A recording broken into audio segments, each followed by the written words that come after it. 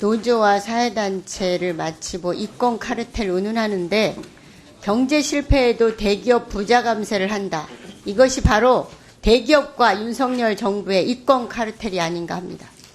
올해 상반기 SK 하이닉스 법인세 한 푼도 안 냈고 4조 원 내던 삼성전자도 법인세를 겨우 1,200억 원 낸 거 알고 계시죠? 네. 이대로면 연말까지 세수 결손이 73조가 날 수 있습니다. 세수 펑크 59조 재축의 결과도 장담할 수 없습니다. 세수 펑크의 요인은 대기업 법인세 급감인데 올해는 대기업 법인세가 줄어서 중견기업 법인세 실효세율이 대기업을 넘어서는 역전 현상까지 나타나고 있습니다.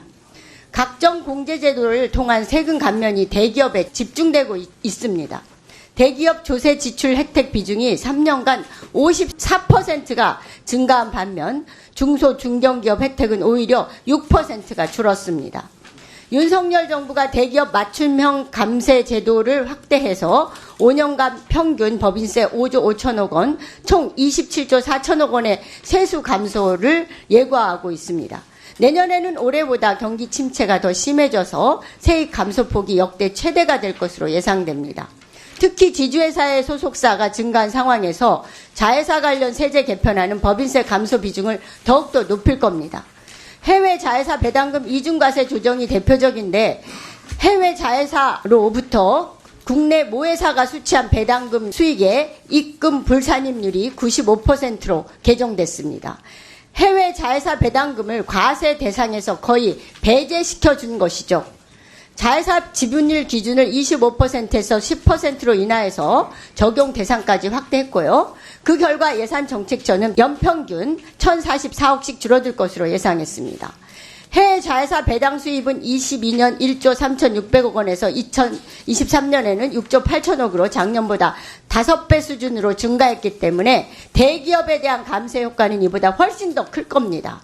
국내 자회사 배당금 이중과세 조정을 통해서 지분율이 50% 초과인 자회사로부터 받은 배당금 전부를 과세 대상에서 제외해서 연간 8,300억, 5년간 3조 3천억 이상 감세할 예정이라고 예정처는 밝히고 있습니다. 이렇게 실질적으로 대기업들이 국내에서 해외 자회사 배당금에 대한 세금을 한 푼도 내지 않게 되자 올 초부터 쌓아두었던 해외 자회사 유보금이 쏟아져 들어오고 있습니다. 아시죠? 잘 아실 것으로 생각합니다. 그런데 기재부는 해외 자금이 국내로 들어온 것이라고 홍보를 하고 있습니다. 대기업에 충실한 하수인 노릇을 하고 있는 거나 마찬가지입니다. 뿐만 아니라 일감 몰아주기 증여세 조정을 통해서 과세 대상이 최대 3분의 1까지 축소될 수 있습니다.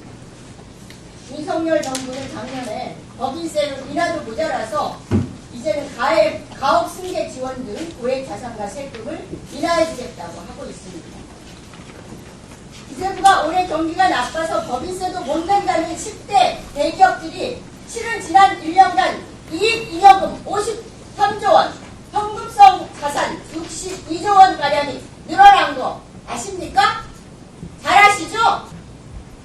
법인세 다시 올리시기 바랍니다.